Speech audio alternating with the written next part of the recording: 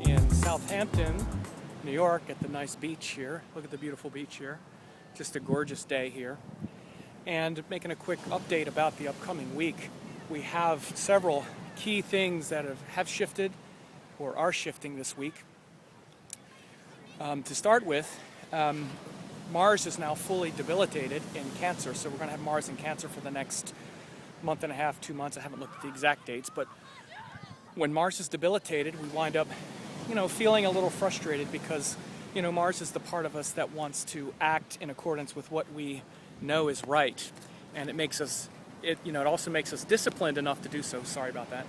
And when Mars is in Cancer, Cancer is the sign of our emotions and feelings in the moment, which is not the same as being disciplined, because our emotions in the moment just feel a certain way and they're not strategic and well planned, like when Mars is exalted in Capricorn. That's the exaltation point where we become aware of consequences of being impulsive and things like that.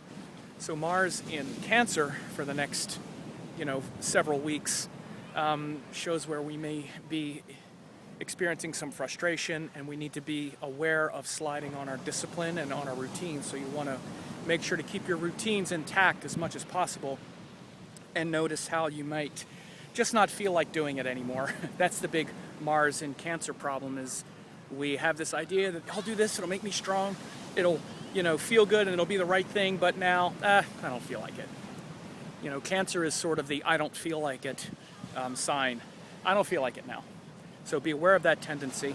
So also, we have Mercury going into Leo this week, where it's going to join Jupiter. Happened in the middle of the week, and so Mercury in Leo brings a fiery quality to our thinking and our mind, perhaps our speech. It's also very clear and very logical and sensible, but again, sometimes we're more logical and sensible than we should be because we're not gathering enough information. So this is one of the problems with Mercury in Leo, is that we may be making up our mind too quickly and not gathering enough information and speaking. Also, because Mercury will be joined Jupiter, there's a tendency to exaggerate. Exaggeration is always an issue with Mercury-Jupiter if we're not careful, that is.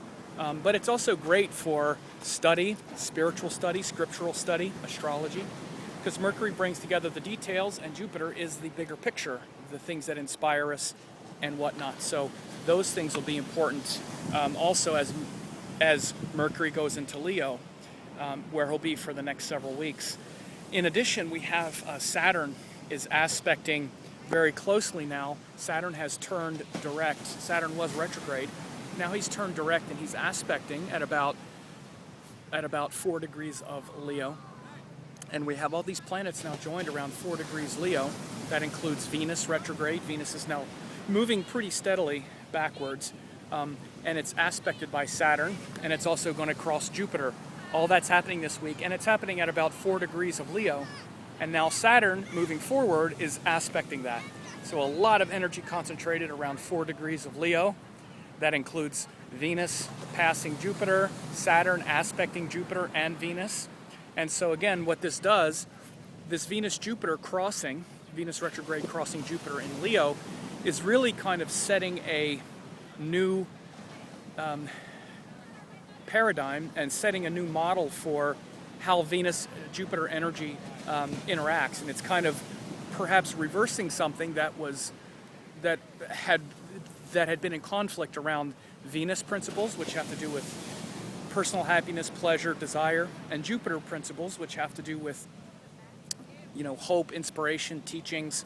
So with Venus crossing Jupiter retrograde, these things are getting shaken up, for better or worse, depending on your chart and all of those things. But you may find this sort of re-examination and re-inspiration around certain romantic patterns. You also may find where your romantic patterns are being sublimated into something more universal. You may also find where there's a certain shattering of illusion around the kind of romance equation. So all of these are possible.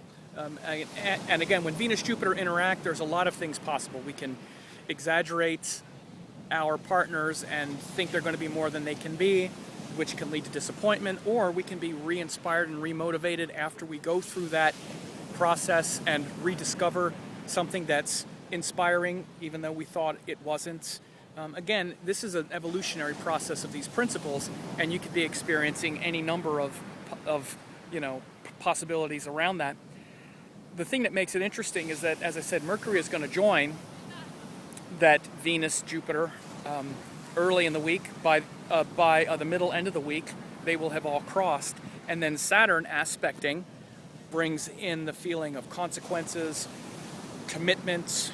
So again, if there, it's very possible that there are big things happening in your life around these areas right now, because you not only have Venus crossing Jupiter, going retrograde past Jupiter, but it's aspected by Saturn. So there's a lot of big changes and decisions and consequences and commitments that are perhaps being pondered or thought about right now.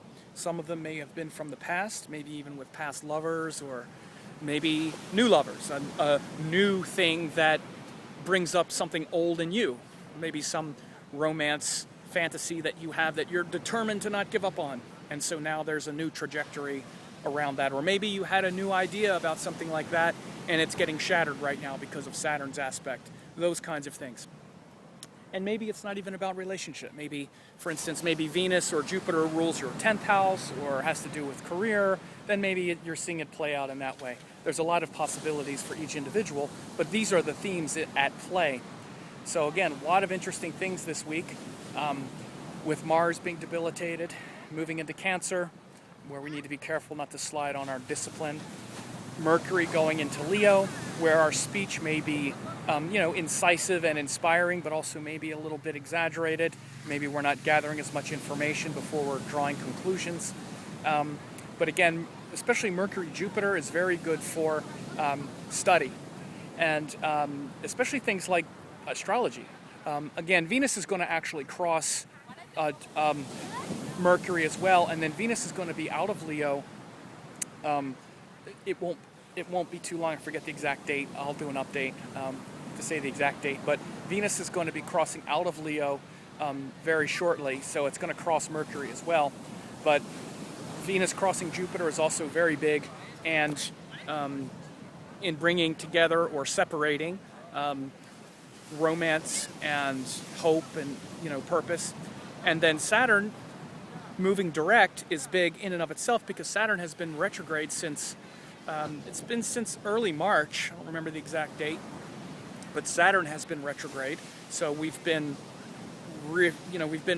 reflecting and recommitting internally to a sort of life course. So now Saturn is moving forward. We've had time to reconsider and sort of ruminate on what we want to make a commitment to. And so Saturn moving forward is really big. And again, you look and see what house, wherever Scorpio falls for you and whatever Saturn rules, to see that specifically.